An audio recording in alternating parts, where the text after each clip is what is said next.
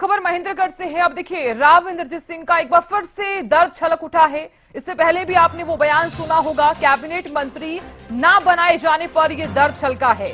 पहली बार बने सांसदों को कैबिनेट रैंक मिला। राव इंद्रजीत सिंह का एक बार फिर से दर्द छलक उठा है। इससे पहले भी आपने वो बयान सुना होगा, सरकार बनाने का जो रास्ता है अहिरवाल से होकर जाता है।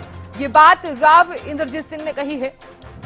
सीएम के नेतृत्व में चुनाव लड़ने पर भी बोले हैं राव इंद्रजीत सिंह। कोशिश करेंगे कि पार्टी को विधानसभा चुनाव में नुकसान ना उठाना पड़े। तो ये तमाम बातें जो हैं वो यहां पर राव इंद्रजीत सिंह की तरफ से कही गई हैं। क्या कुछ कहा है, सबसे पहले तो वो सुन लेते हैं।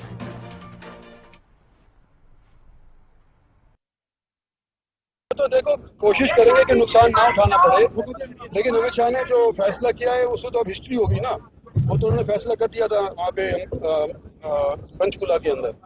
तो पार्टी के अंदर हमारी अनुशासित पार्टी है, सारे मानेंगे इस बात को। जी सर, ओबीसी वर्ग पर भी विशेष ध्यान दिया जा रहा है, आरक्षण को बढ़ाया गया है। अमित शाह ओबीसी वर्ग का सम्मेलन करने के लिए आ रहे हैं, तो क्या अहिरवाल के अंदर अब बीजेपी अपना जो प्रभाव दिखाने की बात करे, लेकिन प्रतिनिधित्व जैसा चाहिए वैसा नहीं मिल पा रहा है? देखो जी, अमित शाह की बात सुनेंगे और क्या कहते हैं सुनने के बाद आपको। जो लोग पहली बार मंत्री बने उनको तो कैबिनेट लोग मिल गया, जो मेरे से नीचे हुआ करते थे उनको भी नेतरान कैबिनेट रैंक मिल गया।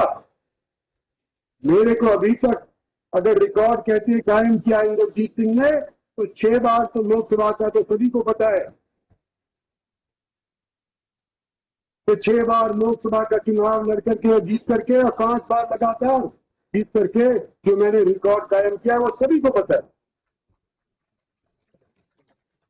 लेकिन शायद सभी को ये नहीं पता कि 20 साल से भी रिकॉर्ड तौर के तौर पे, एमओएस के तौर पे शायद हिंदुस्तान में एकला ही मैं लोकसभा का सदस्य। हरियाणा के अंदर जो भी सरकार बनी है उसका रास्ता अहिरवाल से गुजरता है, ये भूलना ना। तो सुना आपने, यहां पर राव इंद्रजीत सिंह की तरफ से एक बार फिर से बयान सामने आया है। इससे पहले भी आपने सुना होगा, दर्द जो है वो एक बार फिर से छलकता हुआ नजर आ रहा है।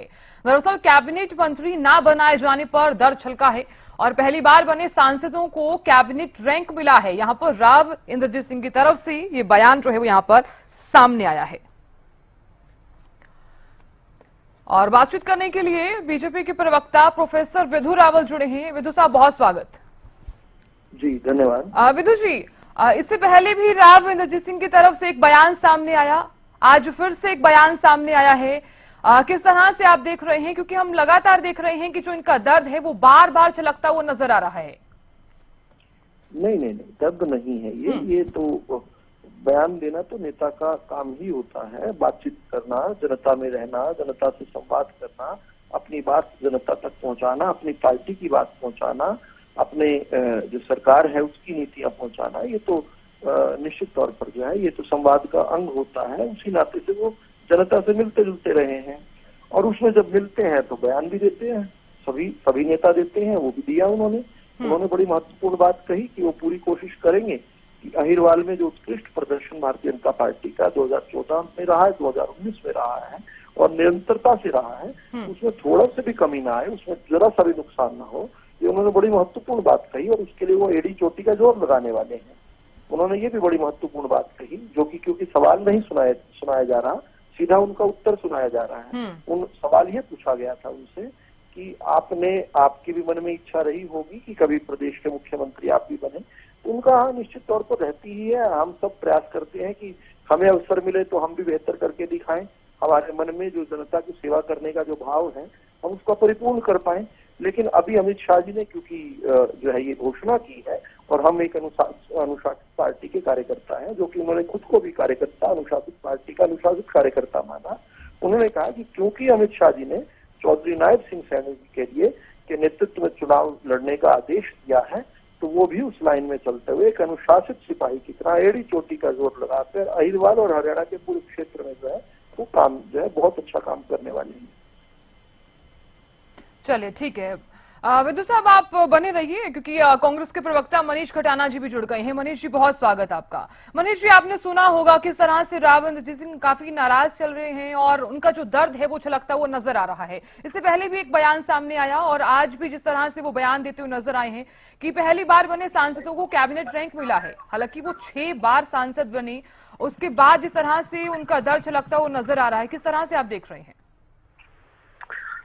साधना जी, मंत्री जी का जो दर्द है, मुझे तो समझ में एक बात नहीं आता। 5 बार का सांसद, 5 बार का लगातार जो मंत्री पद पे रहे हैं और आज भी मंत्री जी को दर्द है कैबिनेट पद का, कैबिनेट मंत्री का।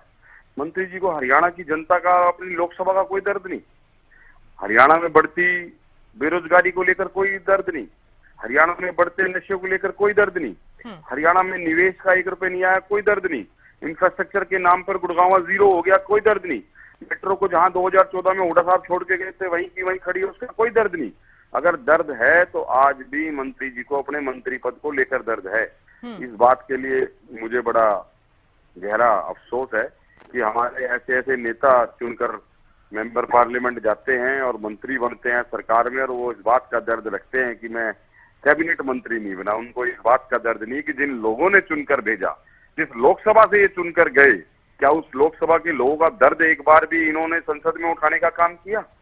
क्या पिछले 25 सालों में 10 साल कांग्रेस की सरकार में रहे, 10 साल बीजेपी की सरकार में मंत्री रहे, अब इनका 5वां टर्न लगातार चल रहा है। क्या 25 साल में हरियाणा में जो युवा बेरोजगार हो रहा है, लोगों के पास ड्राइविंग लाइसेंस नहीं है, लोग ड्राइवरी करने के लिए मजबूर हैं, जिन लोगों को वास्तव में रोजी रोटी कमाने के लिए घर से बाहर पलायन करना पड़ रहा है, देश छोड़ना पड़ रहा है, क्या उसका दर्द नहीं है मंत्री जी को? मंत्री जी को आज भी दर्द अपना कैबिनेट मंत्री पद ना पाने का है। तो ऐसे जो लोग जिनको बड़ी मुश्किल से बच के निकले हैं गुड़गांव लोकसभा, मात्र 70 हजार वोटों का डिफरेंस रहा, जहां पर जिसमें भी हमारी अपनी कमियां रही, वरना इस बार मंत्री जी शायद संसद का नहीं देख पाते, संसद की शक्ल वहां नहीं पहुंच पाते, क्योंकि ये वास्तव में वो लोग हैं जिनको आज भी अपना मंत्री होने का दर्द है। इनको हरियाणा की जनता से लेकर हरियाणा की अपनी लोकसभा को लेकर इनको कोई दर्द नहीं है। इसका मुझे अफसोस है और मैं इस बात के लिए मंत्री जी को, ये जो बार बार पहली बार भी बयान आया, दूसरी बार आज फिर बयान आया, तो इसकी ये बात बिल्कुल वाकया क्लियर है कि मंत्री जी को मंत्री कैबिनेट मंत्री पद ना मिलने का अफसोस है। और हमारे देश में अगर इस तरीके के नेता रहेंगे तो वास्तव में हमारे देश का, हमारे प्रदेश का विकास होना, इंफ्रास्ट्रक्चर की डेवलपमेंट होना, रोजगार के लिए जो नेता जो लड़ रहे हैं, जो मुद्दे हैं वास्तव में इस देश के और प्रदेश के, वो मौन हो जाएंगे। ठीक है मनीष जी, मैं लौटूंगी आपके पास। प्रोफेसर विदु जी भी जुड़े हुए हैं लगातार। विदु जी, आपने सुना होगा मनीष खटाना जी क्या कह रहे हैं कि जिस तरह से राव इंद्रजीत सिंह को कैबिनेट मंत्री नहीं बनाया गया तो उस चीज की पीड़ा है। आप किस तरह से देख रहे हैं? देखिए, मनीष खटाना जी की पीड़ा मैं समझता हूँ। उन्होंने कहा कि उन्हें बहुत अफसोस है, उन्हें बहुत पीड़ा है, लेकिन उनकी पीड़ा के कारण जो है बड़े कृत्रिम हैं। उन्हें बहका दिया है राहुल गांधी जी ने, भूपेंद्र हुड्डा जी ने उन्हें बहका दिया है कि हरियाणा में 1 पैसे का निवेश नहीं आया। उन्हें मैं बताना चाहता हूँ, भूपेंद्र सिंह हुड्डा की सरकार से 11 गुना अधिक निवेश भारतीय जनता पार्टी की सरकार में आया है। उन्हें मैं बताना चाहता हूँ, उन्हें नहीं पता तो मैं बता देता हूँ, नोटाइज किया होगा उन्हें हुड्डा साहब ने। उन्हें बता देता हूँ कि खरखोदा के अंदर सबसे बड़ा जो मारुति प्लांट है वो लगा है, और ये कब, जब भूपेंद्र हुड्डा के शासनकाल में मारुति लगभग उठ चुकी थी मानेसर से। किस प्रकार से इन्होंने वहां पर जो क्रियाकलाप किए थे, उनके लोगों को वहां पर क्या प्रताड़ना झेलनी पड़ी, जनता जो है गूगल करके देख ले, ज्यादा पुरानी बात। तो ये तो तब IMT की बात ये करते थे, इन्होंने कितनी लगाई बता दें, हम दिखा रहे हैं।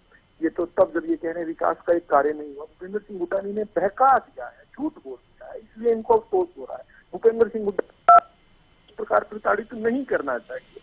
झूठ बोल कर अपने कार्यकर्ताओं को दुखी रखते हैं, वो झूठ बोलकर ये बताते हैं। भूपेंद्र सिंह हुड्डा ने 86,000 नौकरियां दी थी सरकारी पूरे 10 साल के अंदर। हमने उतनी अवधि में उनसे 1.5 गुना दे चुके हैं, उससे कम अवधि में, और जब तक उनके बराबर की अवधि तक पहुंचेंगे, यानी अगले 3 महीनों में हम 50,000 के करीब और रिक्त पद जो है, जिनकी प्रक्रिया पहले से चल रही है, वो पूरे करने वाले हैं, यानी दुगनी से भी अधिक नौकरी देने वाले। भूपेंद्र सिंह हुड्डा नहीं बताते, ये बड़ा अन्याय करते हैं। हम अपने कार्यकर्ताओं के साथ नहीं करना चाहिए, ऐसे नहीं अन्याय करना चाहिए। अफसोस होता है मनीष खटाना जैसे हमारे भाइयों को। फिर ये कहते हैं कि किस प्रकार से हरियाणा के अंदर जो है प्रति व्यक्ति आय की बात करते हैं। प्रति व्यक्ति आय 1,35,000 छोड़कर गए थे 2014 में भूपेंद्र हुड्डा, आज वो बढ़कर 3,30,000 से अधिक हो गई, 3 गुनी हो गई। ये झूठ बोलकर अपने कार्यकर्ताओं को दुखी रखते हैं। ऐसा दुख नहीं देना चाहिए, अपने कार्यकर्ताओं को दुखी रखते हैं, फिर सपना देखते हैं हरियाणा का मुख्यमंत्री बनने का, यानी हरियाणा की जनता को दुखी करना चाहते हैं। इतना दुख नहीं देना चाहिए, दुख और अफसोस से बाहर निकालना चाहिए मेरे भाई मनीष खटाना जी को। और मैं प्रार्थना करता हूँ ईश्वर से कि वो भी थोड़ी सी जो है इधर उधर से भी ज्ञान दिया करें। केवल जो है झूठ की पिटारा जो राहुल गांधी ने खोल रखा है, झूठ की फैक्ट्री खोल रखी है, और जो उनके साथ साथ उनको पूरा यहाँ हरियाणा के अंदर समन्वय मिल रहा है भूपेंद्र सिंह हुड्डा जी का, उस झूठ की फैक्ट्री से बाहर आए, कुछ सच्चाई भी देखने लगे, कुछ देखने लगे किस प्रकार से सीएलयू की सरकार चलाया करते थे भूपेंद्र हुड्डा, प्रॉपर्टी डीलर की सरकार मानी जाती थी, और जीजा जी तक को जो है हरियाणा की जमीन जो है यानी रॉबर्ट वाड्रा जी को जमीन जो है लोटपोट करवा दिया करते थे। नहीं, मनीष खटाना जी जहाँ रहते हैं उसके पड़ोस की बात है, ये मानेसर का मामला है। तो वो निकले बाहर और देखें कि किस प्रकार हरियाणा खुशहाल हो रहा है।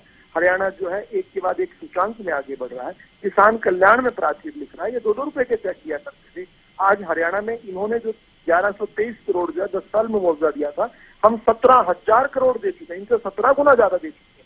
देखिए किस प्रकार की अच्छी सरकारें जब चलती हैं तो लोगों के चेहरे पर मुस्कान आती है। ये एक केवल 8 लाख लोगों को राशन कार्ड पर राशन दिया करते थे, हम आज जो आप बात करें तो लगभग 43 लाख राशन कार्ड हम हरियाणा में बनाए हुए हैं।